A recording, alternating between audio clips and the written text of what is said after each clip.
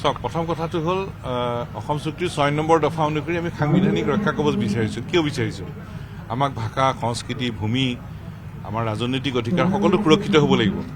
গতিকে আমাৰ ককা আৰু আজু ককা দিনৰ মাটিখিনিৰ ওপৰত যাতে আমাৰ খিলঞ্জীয়া মানুহৰ অধিকাৰ নিশ্চিত হয়, সেই ধৰণৰ ৰক্ষা কবচ বিচাৰিছোঁ।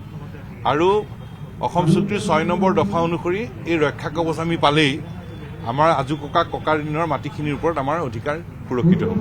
ভোটাৰ তালিকাত অবৈধ বিদেশী নাগৰিকৰ নাম সোমাইছে, সেইটো মঙলদৈ উপ নিৰ্বাচনত, লোকসভাৰ উপ নিৰ্বাচনত প্ৰমাণিত হৈছিল। তাৰ পৰাই অসম আন্দোলন আৰম্ভ হ'ল। গোটেই অসম আন্দোলনৰ আৰম্ভণিয়ে হ'ল ভোটাৰ তালিকা। এখন বিদেশীৰ নামমুক্ত ভোটাৰ তালিকা, একমাত্ৰ ভাৰতীয় নাগৰিকৰ নাম সন্নিৱিষ্ট ভোটাৰ তালিকা আমাক লাগে। এইটো আমাৰ দীৰ্ঘদিনীয়া দাবী।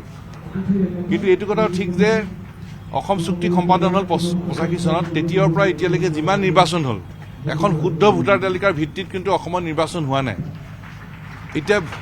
এতিয়া যিবোৰ অভিযোগ উত্থাপন হৈ আছে, প্ৰথম কথাটো নিৰ্বাচন আয়োগৰ দায়িত্ব যাতে বিদেশীৰ নামমুক্ত একমাত্ৰ ভাৰতীয় নাগৰিকৰ নাম সন্নিৱিষ্ট এখন ভোটাৰ তালিকা প্ৰস্তুত হয়।